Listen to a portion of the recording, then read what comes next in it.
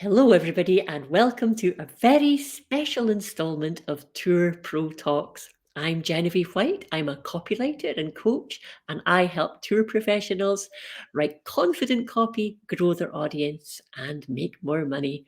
And today I've got a very special guest. I'm joined by Max Dubravko Fijacko, and he's here today. Good. I'm getting the thumbs up, so I must have said his name right. That's good.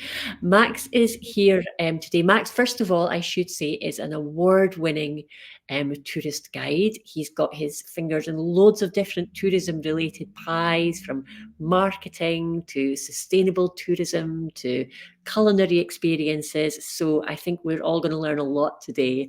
But today, the focus of our discussion is creating a visitor-centered experience. So first of all, welcome, Max. Thanks so much for joining us. Thank you very much. Thank you for inviting me, and it's really a pleasure to be here and to talk with you.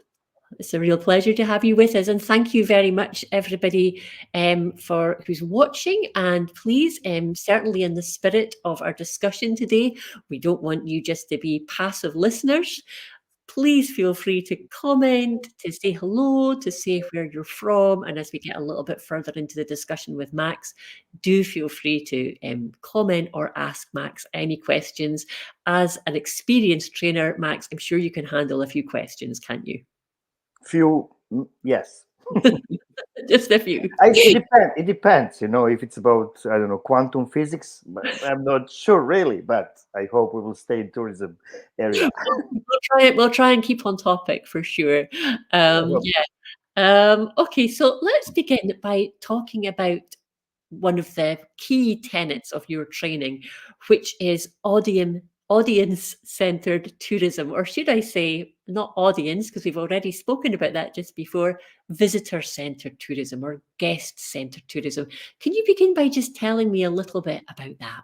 What is it? Yeah, as you said just a minute ago to our viewers, to not to be passive viewers. So the same thing is when we use the word audience, then it suggests like people who passively, okay, maybe actively, but just listen to what we say. Of course, for listening, especially for active listening, also you need even more energy than just to speak. But to have conversation and to have exchange, that's our goal. Actually, that's the goal what I'm talking about usually. So to how to actively include our guests to participate, not just to talk, but let's say talk is one of the areas that they can actively also be part of the tour.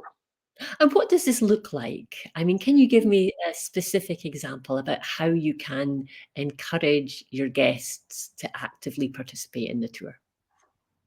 Okay, how to do that? That's a long story because there are No. many different approaches, different things. It depends on your guests because guests are not some like one mass of people and they all act same. So once you learn, you should raise your right hand and they will talk. That will happen every time. No, it's not like that. So every person is individual and every tour actually is different. Especially if you want to start some conversation about something. Of course, the tour will be different because once you will have experts for something. Next day you will have just some visitors. Next day you will have people who are just want to have fun or nice as usual. I mean, most of the people they want to have fun on the tour. So it depends who is your audience. Then of course every time it's different because they're not all the time the same. Of course, all And people are different. and that's a challenge in itself, I suppose, because in one group you could have just a great variety of different levels of experience, different interests, different ages. So, I mean, how does that work? It is very challenging because once you open floor or you give mic, you have open mic, then you don't know what to expect. Usually, I compare that to stand-up comedians. One thing is just to tell jokes, which you prepare, maybe check, and then they works. And totally another thing is when you ask someone from your public, because who knows who will be there, which kind of questions will appear, what they will ask you. So knowledge. Knowledge is must. You should know. Of course, we cannot say everything because no one knows everything, but you should know a lot of things. But that doesn't mean that you need to say all these things that you know. Many times that happened to tour guides, they learn 5, 6, 7 years about something, and now they want to put all this in 1 hour. And that's too much. But when you open this space for exchange, then of course you should be prepared for that, because as I said, some unexpected situations can come. Practice and experience helps a lot. But anyway, you should start. Always there is the first time. And that's why there are some tools, skills, and some other things that you can practice a little bit more, and then you can feel more confident to open that space for exchange. It's not easy, but it's worth. Yeah, I mean, it definitely sounds like a far better experience being engaged in a tour than just simply having to listen to, be a vessel to have information poured into. And I suppose as well, just to pick up a couple of the points you mentioned there, Max, I think that if you're listening to somebody delivering a tour or yeah, in this kind of way where people are very actively participating on one level, it might sound very relaxed and you might think, oh, it might sound more free flowing, but actually they're probably had to do so much preparation, even although it comes across as very relaxed, because as you say, they're kind of reacting, aren't they? And to maybe unexpected questions, things that people are saying. So really knowledge of what you're talking about is so important to be able to do this effectively, isn't it? Mhm. Now, when you mentioned these unexpected things, one book came to my mind. Never Split the Difference. That's the name of the book, and it was written by one ex FBI agent about he was negotiating with terrorist or something like that. So he said that there are actually three levels of unexpected situations.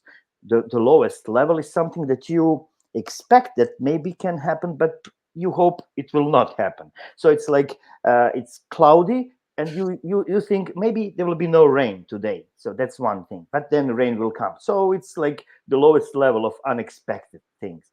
Then you have the next level, which is it's clear sky. And of course you expect there will be no rain, but then clouds come and then rain starts. That can happen, but you don't expect that really. And then you have the third level, which he calls a black swan. Okay. Because before Australia was discovered, the black swan was expression, especially in Britain, for something that doesn't exist. If you will say something, people will say, "Ah, that's black swan. That doesn't exist." And then black swan exists. It was founded later. So this is something that you really don't that you think it will never happen, and that can happen. So Happens. that yeah, so that's why it's the problem when you open that place for exchange, because these black swans also can happen. So that's why you should be prepared. But about preparation, yes, we have one special, let's say, system, or I will say like this: if you have this, I call it interpretive approach. That means this to start exchange and to talk with people. Then plan usually doesn't work really, because you have a points A, B, C, D, but after A something happened, and then there is never time for B and C and D. So plan is not something that you will rely to. And a famous boxer, Mike Tyson, also say that everyone has planned until the first punch in in the Yeah. head. So that's also, so plan is not an option. Structure maybe your main idea, and then you have something that you can actually start to build around. So this is actually something. So yes, preparation is the key, Mhm. and usually preparation is the toughest part. So if you think that conversation is tough, it's not. Preparation is the toughest part. If preparation is better, then of course what you will actually make will just, I mean, it should looks like it's just flowing, and that's the best actually. I'm still laughing to myself at the thought of this black swan, and I'm wondering if you've ever experienced any black swans in your career. Probably I cannot remember right now because I try to forget that. It's also interesting hearing you talk because my background is teaching. I was a teacher for many years, and I think there's so many similarities here in what you're saying between a good teacher and a good tour guide because both of them will have the structure and have there's a whole preparation aspect, but then there's also engaging people and getting people to be active rather than passive. So there's a lot of similarities there for sure. Yeah, engagement is very important because how to engage people. I mean, as I said at the beginning, you never know, but of course you should know because you can prepare yourself to do this on this or the other way. So when you mention teachers, I like also to compare teachers with tour guides because of the that educational point of our job, but it's a little bit different. There is some small difference because it's different situation. I mean, Mm. school or tour, it's totally different environment for learning something, and what we will learn is not the same if you will learn all capital cities of countries, so that's cool, or you will learn why or how something happened, which is maybe a little bit different approach. So not just what. So it may be sometimes or many times it's more important why and how. And Yes. just one small sentence. There's one picture which I like to use during my courses, and it's about teachers. And it was said by one woman. She said that best teachers will not tell you will tell you where to look, not what to see. Mm. So that's very deep. And I think the tour guides also should think that way. So it's not just to tell, yeah, this is it, because after that, how you can start conversation? You already gave me everything, so I just can say, okay, so what? Goodbye. There's no space. So you should open that space, asking right questions in the right way, and then maybe something will happen, and then you can actually start all these mental processes, which will start or not. So it's all about tour guide at the end. And, oh, right, there's a comment here. I was going to move on to a question, but I'd love to address these comments. Now, unfortunately, I can't see the name of this person. I think it's just some blip with StreamYard. So I'm sorry, I can't read your name, but I can read your comment. I agree with you. I have been a teacher and a safari guide. I am teaching to a different audience from all over the world. So there's somebody recognizing the similarities as well. And I think it's interesting actually. I think I've met a few different tour guides who've had a background in teaching. So the two things do often link together. And we've also got a hello from Biresh in New Delhi, India. So hello, and hello to everybody. And please do keep adding your comments and questions, and we'll address everyone that comes through. Now, I want to talk with you a little bit, Max, about questioning, because actually that in itself is a real skill, isn't it? Being able to ask the right questions. And I wonder if you could maybe talk a little bit about that, because that's something that tour guides who are wanting to make more participatory tours with more active guests might find quite challenging when they're starting out, knowing what questions to ask. Of course, because as I said, whenever you open this place for exchange, you never know what will happen. So that's one of the possible problems. Also, when you ask the question, you don't know what answer will be, or will there be any answer? Exactly. so so basically what I can tell now, and everyone can learn this very easy and fast. Maybe you heard about the terms open-ended questions or closed questions.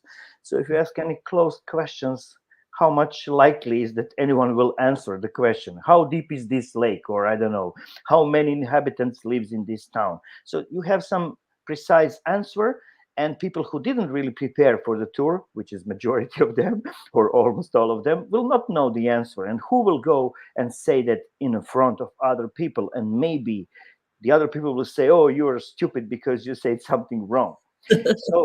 So, so it's better to ask the questions that they don't have correct answer, and then maybe it's more likely that people will join, because if question is about them, if it's about their experience, if it's about this, what they experience right now or before or whatever, it's more likely that they will start to exchange these opinions or ideas or whatever. And that's the best what can happen. Because, there's one nice things which someone smart said: tell me and I'll forget, teach me and I will maybe remember, but include me and I will learn. So I will, from this teaching, I will go much more, rather to the area of learning than teaching, because it's a little bit different. So I think we should concentrate much more on learning, and actually what we can learn. Also, as a tour guides, on every tour I learn something. You know, also some people said if it's about talking and listening, I like to point that interpretive approach or interpretation is art of listening, even if people think it's art of talking. No, it's art of listening, because someone smart also said, um until I talk, I cannot learn anything new. Yeah. Yeah, I think that's a really, really interesting comment as well. So it's giving people the space to talk, and yeah, and that way they will learn. And also, I just want to pick up on something you said a minute ago, Max. And it was about allowing people to make connections between what they're learning and their own lives.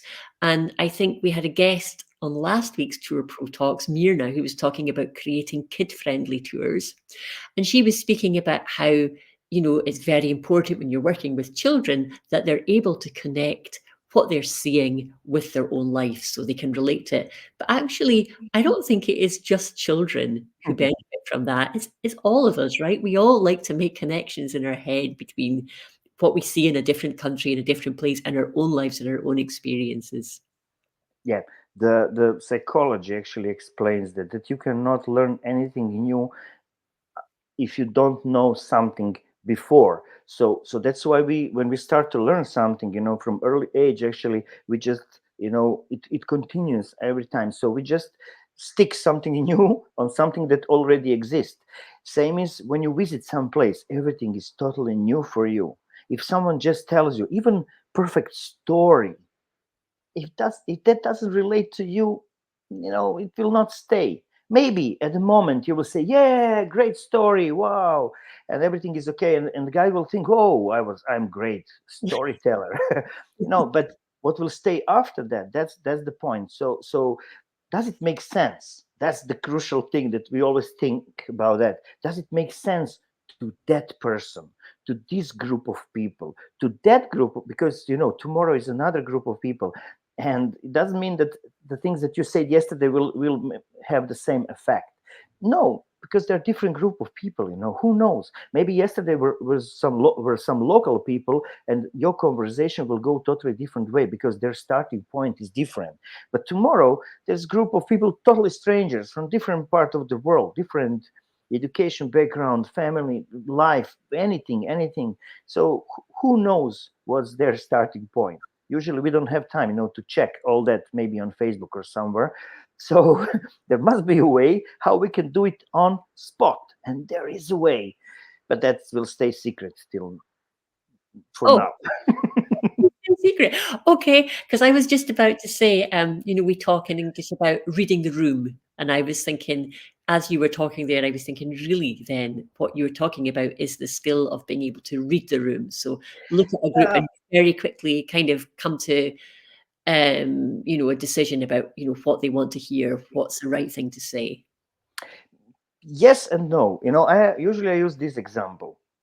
You have a group of 10 people, and you're talking something that you think it's really really important. Now it's the most important part of your tour, and then you noticed that two people who are in the background, they talk to each other. Mhm, How you will read that? Most likely you will think, oh, they're boring, or I don't know, they talk about something else, they don't even listen to me. mhm, But maybe there is possibility that one of them didn't hear exactly what you said, so he asked the other person what he just said. Because that person is really interested in that. So it's totally opposite. Actually, they're really listening to you, but they just missed one word or something like that, you know. So that's why I think sometimes it's very hard to read, really. And of course, there also you have different mentalities Mhm. in different parts of the world, or I don't know, in our town also we have different mentalities of the people. Sometimes people laugh for on every word that you say, sometimes they don't laugh at all, so you think your jokes are useless or not so good like they were yesterday. No, today you have different people. Yeah, yeah, no, that's a really good point. I'm going to ask you another question in a moment, Max, but just a couple of comments that are coming up. We should read these out. So this again says LinkedIn user, but I think this is Ole Mona from Tanzania, East Africa, and they say it has to be the participatory way. I normally like to be involved in the observation and learning of animal behavior and open a Q&A based on it. Okay, Uh, interesting. okay, but it depends again in which form you ask the questions. If you ask the questions something which is, as I said, closed questions, which you have some expected answer, then it's very hard. Sometimes it's hard to get answers from the people because they don't want to just to stand in front of the people and say something which maybe will be, I don't know, considered as stupid at the end or something like that. So people are afraid to talk just about anything, but they like to talk about themselves, about their experiences, and that kind of stuff. That's one thing. The second thing also, which is interesting, many tour guides, they have Q and A's at the end, Uh-huh. which means I will talk, I don't know, 45 minutes, and then now you have 15 minutes for asking the questions.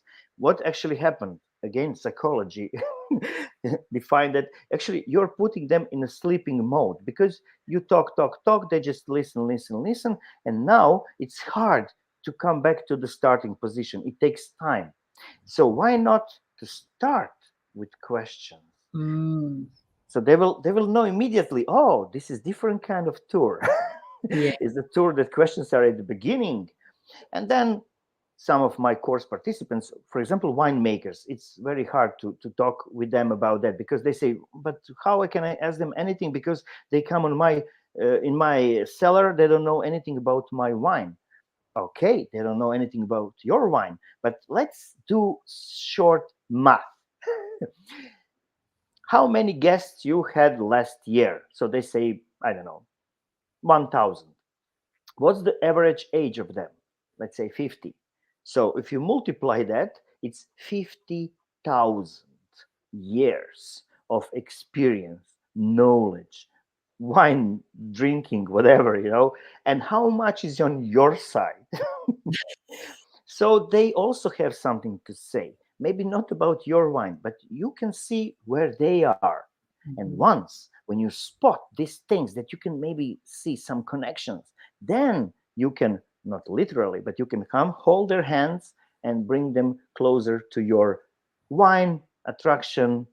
I don't know, safari animals, whatever, you know. So this is something that maybe can help, and also, and they're included. They will feel included all the time, not just after 45 minutes when there will be Q and A, you know. So this is also one trick that maybe it's better to start with something, and then you already have something to talk. Also, so there are some rules how to start and this and this. So there are many subjects in this form, but just shortly, a short tip, you know, start with questions. Maybe that can include them from the very first moment. I love that tip. Yeah, it's such a good idea. And you can just imagine it, you can just picture it breathing some energy in from the very beginning. Because people are like, oh, it's that unexpected thing and it gets people on their toes. And yeah, really good advice. I don't, Okay. I don't know. I don't know if that's proper to translate. You know, because you have some wisdoms in some countries. When you translate it in English or in some other language, maybe they will lose a little bit. But I hope this will be understandable. In my country, in Croatia, we have one saying. We say that man and donkey knows more than just man, if you know what I mean. I'm not sure. So You might need to explain that one to me. so two heads knows more than one, you know. So Okay. if you include more people in this, what you want to say to them, but anyway, you start with them together, that will inspire them better. They will be in the mood to share, and for sure everyone will learn much more than you just if you just pretend that you are a professor and you just ex cathedra, you just deliver information. And anyone can test that and send me back info. Yes, do. And at the end of this broadcast, we'll make sure we share Max's details so you can get back to Max and let him know if you've tried out any of his tips and what you found from them. Okay. Oh, here's a nice comment from Junaid. Outdoor, such a wonderful, informative session.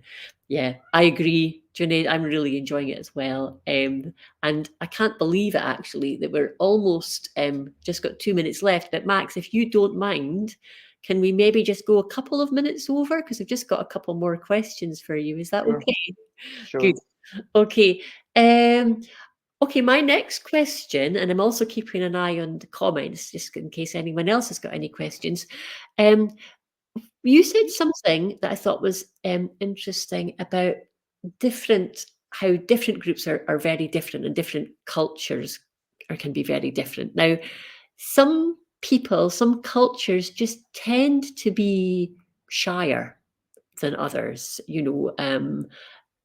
Maybe just and perhaps maybe their education systems have a lot to do with it as well, but you get a group from a particular country and they would just think, okay, I'm here to listen and I'm not here to say anything, and they're just expecting the tour guide to give them the information and to listen quietly. How can you deal with this as a tour guide? uh, I think the answer is in balance. uh, of course there must be some informational aspect because they expect, yes, and you have different expectations, by the way. Sometimes some people come on tour because their friends told them to come, and if they come on tour, maybe from the very beginning they're not happy with this because they had some bad experience with some other tour guides before. Because we will not say that, but there are some guides who are not so good like some others. Yeah, of And course. two of them. And then expectations are very important. But as I said, so they expect to hear something, they expect maybe to see something, to experience something. So the balance of different aspects is, I think, crucial. So one thing is this informative aspect, so there must be some information. But trust me, those information shouldn't come just from the tour guide. Those information could come also from other participants on the tour. That's why I call them participants, so because it suggests that they participate in something. But also you have some other aspects. You have emotional aspect. Yes, of course, you should have emotional. So storytelling is good example of that. When you tell some stories, you emotionally connect with the people. But if you go too much just in that aspect, so you are a good storyteller, everyone cry on your tour, they go home and people ask them how it was. Oh, it was perfect. What did you do? I cannot remember, but we were crying all the time. So but that's not the point. We want them to remember something. And so as I said, so you have informational, but also you have this emotional. This is not all. Then you also have this senses. We want to include them physically also, so they will see, but also they will hear something, they will maybe taste something. Smell is actually one of the best, for the memory. But we very rarely we use that. Go to any museum and try to smell anything, they will kick you out from museum thinking that you're a crazy person. But so there are many things that actually we want to include, and there is even more. I will not go now deeper into that, but there is even more than just these three aspects which I mentioned. So if you have balance of all these things, then maybe you can do something which is proper for most of the people. Of course, there are different mentalities and different things, but if you have this balance of the things, everyone can find something. But also there are some other tricks that you can actually work. Can you imagine you have a group of 15 people Mhm. doing just one thing, you in the same time you work personally with each 15 of them. Would you like to have that special skill? Yeah, I mean, I think I would have to clone myself 14 times, but tell me. I will also like to have that skill. No, there are some, but it's a process. I mean, of many skills and many different things. We combine them all together, and actually, yes, it is possible. Very shortly, it's about values. We all have different values, not because we want that. It's because of many things from our lives, and that doesn't mean that our values or other people's values are better than other people's values. That doesn't mean that. It's just different, and because people are different and people have right to be different, or we will all live in some dictatorship system. So people are different, and that's why we need to find the way how we can actually work with all of them on a personal level, even if it's not one-on-one, even if it's some small group. Then if we can get to that point, then actually we can really inspire people, and they can really remember something. This is what I think. So yes, Stefan, I see just a little bit about, just see the word facilitation. Yes, facilitation is one of the skills also which you should have if you want to have this conversation and open the space for exchange, because it's not just I'm talking like I'm doing right now.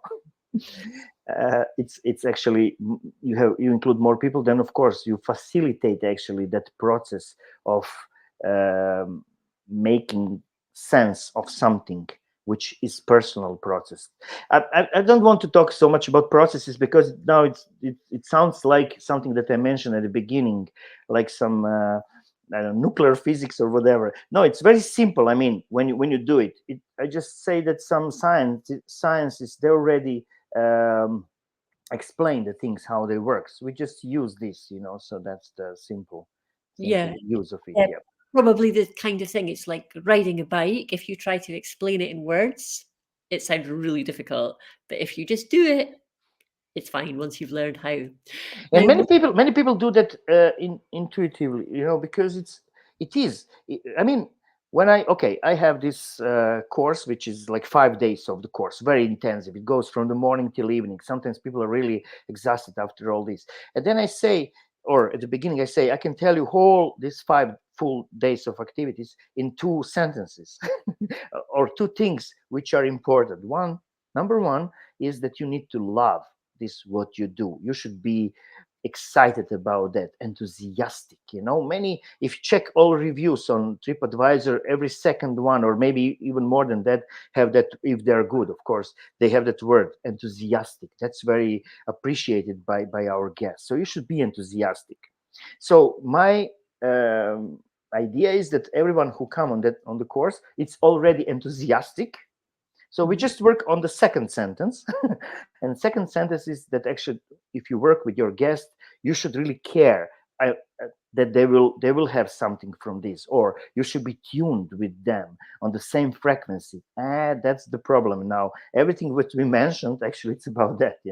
How to do that properly, and that's why it's guest-centered experience. So we start from guests, which is sometimes it can sound crazy or strange for people who are used to start from their attraction or something like that. So that's the simple thing, that how we start. But actually there are many small details, and all things make that perfect picture at the end. I okay, hope so. good. No, but that's a really useful starting point to have these two things in mind. Now, Max, we're coming to an end, but just before we go, you've mentioned your course.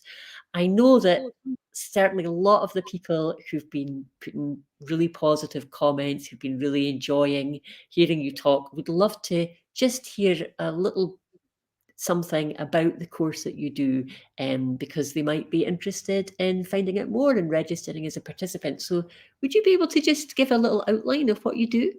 Mhm.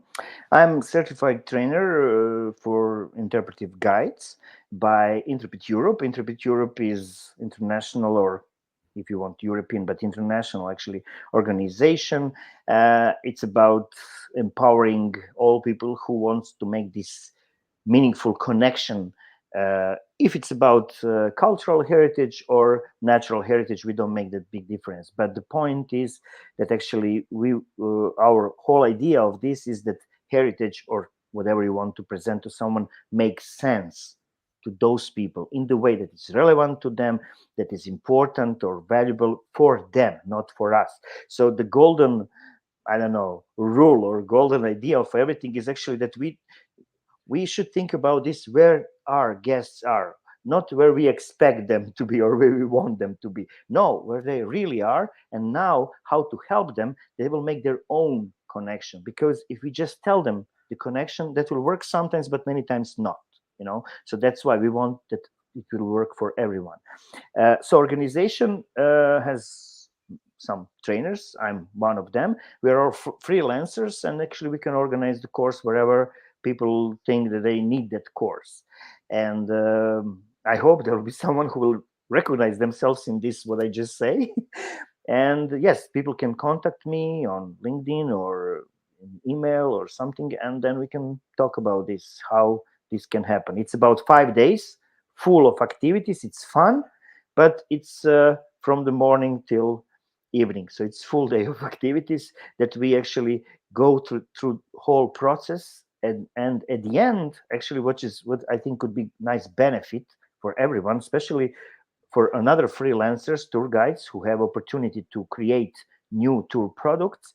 Actually, at the end, they really have one concrete tour product they can immediately put on the market. Sounds amazing. Well, I actually will be writing a newsletter summarizing our discussion. So, yep, I'll put these details as well in the newsletter next Wednesday. So anybody who's watching maybe the replay of the video and is interested will be able to find out more. But for now, I'd just like to say a sincere thank you, Max. That was an absolutely brilliant conversation. I've loved listening to you. And I know from the comments that everybody else has as well. So thank you, Max, and thanks very much to everybody for being a great audience, for commenting, and see you next week on Tour Pro Talks. Max, would you like to Thank you.